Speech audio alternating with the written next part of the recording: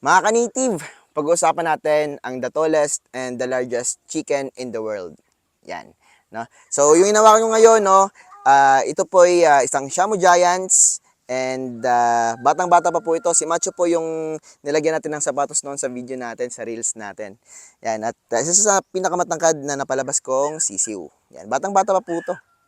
Yan. At bago po tayo mag-proceed sa topic natin, no, ina-announce ko po sa inyo na available palagi ang ating PNC feeds, no, from 32 pesos to 35 pesos per kilo. Napakaganda po, premium quality at higit sa lahat may King's Vita Plus nang nakamix. Meron din po tayong patubigan na ginagamit dito sa manuka natin, available doon, pagkainan ng mga sisiw natin. Yan. At syempre may mga fake eggs din doon. No?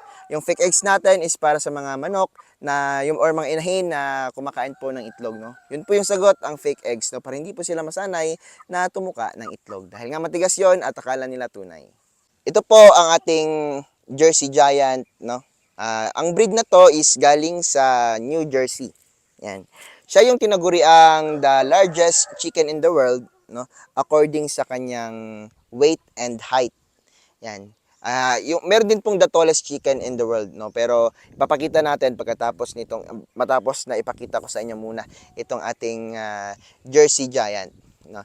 So about sa price nito, no, may kamahalan din po kasi kapag nagkasisiw siya, yung price nito is nag-average ng 300 to 500 pesos per chick, no. Ganyan po yung presyo niya. And mahirap makahanap ng legit na nagbebenta nito. Ito kasi nakuha ko to dati sa kaibigan ko na talagang legit siya na breeder. Kita nyo naman, no, kung gaano kaganda itong ating Jersey Giant.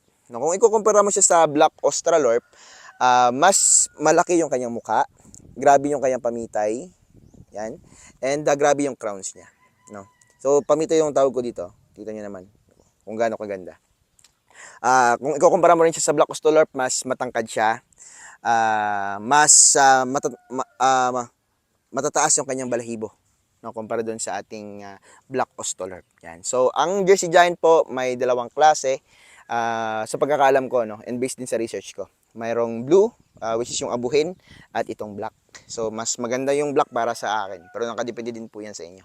No, so, itong Jersey Giant din po is tumitimbang po ito ng 6 to 8 kilos. Yan. Kapag tinodo natin. Yan. Pero sa akin dito is inaabot ko lang ng 4.5 to 5 kilos mahigit. Yan. Dahil nga kawawa yung binibreed kasi natin siya, no. Hindi natin siya pina-fattening. Kasi kapag naging fattening din po siya, baka kawawa masyado yung ating mga hens, no. Baka mamatay. Kaya dinadiet namin siya sa tamang size lang and tamang timbang. Yan. So, ito ay adult na po. Yan. At matangkad siya, no. Yan, matangkad talaga to. Yan. Matangkad. Kita nyo naman. Yan, matangkad po yan. At higit sa lahat, mabigat din. Kaya tinagurian siyang the largest chicken in the world. So, yung Brahma, isa din naman sa the largest chicken. Pero ito yung number 1 talaga. Yan. Higit sa lahat, malakas pong mangitlog itong ating mga Jersey Giant, no? Kung ikukumpara doon sa Brahma, sa Bolcochin, no, mas malakas itong mangitlog. Kaya makipagsabay nito, no, sa ibang mga pure breeds na malalakas mangitlog. Kaya masasabi ko, champion talaga itong ating Jersey Giant. Ngayon, hinahawakan na natin ang the tallest chicken in the world, no? Ito po ay stag, 3 months old and 2 days. No? So, wala akong masabi about sa breed na to. Sa tangkad, fast grower din sila, no? Last time tinimbang ko, mahigit 1 buwan, mahigit 1 kilo na rin.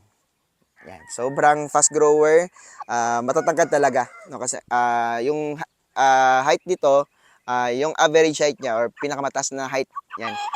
Nasa 105 to 110 grams. 105 to 110 centimeters yung height nito. Yan. No, kapag matured na. Yan. Sa mga rooster. Yan. Yung price din nito sobrang mahal, no? 30,000 pesos yung bili ko nito nung pair sila, 2 months old. Yan. Ito naman nabili ko sa 1 month old kaya divide 2 din po yung presyo. Yan. So maganda lang dito sa Indio Gigante, the tallest chicken, no, may pamitay sila. Mas grabe yung pamitay nila kumpara dun sa Shamu Giants. Shamu Giants, magpapakita din tayo. Dito kasi sa Indio Gigante, wala pa akong fully matured talaga. So, mga bata pa lang yung mapapakita ko. Yan. Meron kasi nakapagsabi sa atin dati na wala tayong Indio Gigante. No? So, meron po tayong Indio Gigante and mahigit 10 po sila dito. Yan. Ginastusan ko talaga to para makakuha ng ganitong breeds. To ano lang, yung purpose ito is para meron tayong the tallest chicken in the world, no? Makabenta tayo ng mga pure na ganito.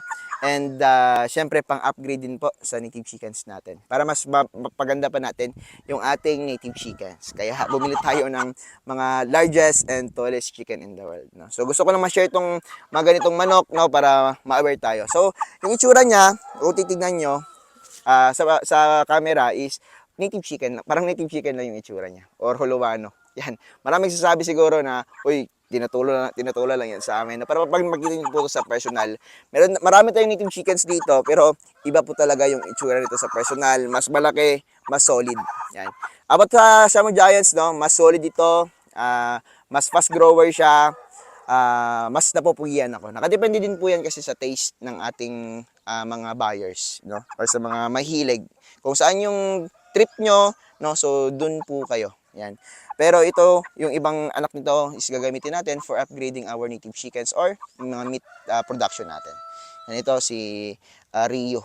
Yan. Si Rio, maraming viewers to dati nung pagbili ko sa kanya. Dahil nga, may kamahalan kapag 2 months old na. Yan, Shamu Giants naman tayo, no? Siya pang Shamu Giants. Ang Shamu Giants naman, no, marami nag-aalaga nito, marami ding buyers. Yung presyo nito kapag month old, no, 2,500 to 3,000 pesos kada month old.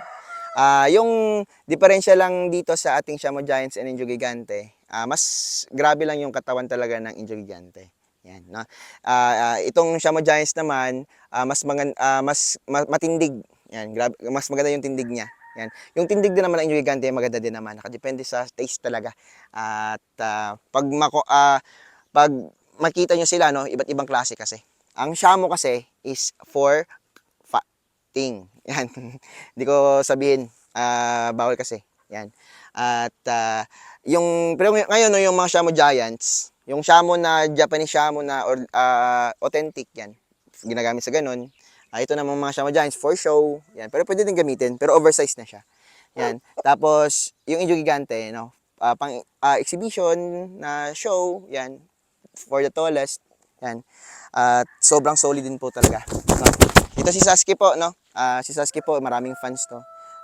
About sa Shamu Giants natin, medyo marami tayo dito. No? Nasa mga 50 heads na.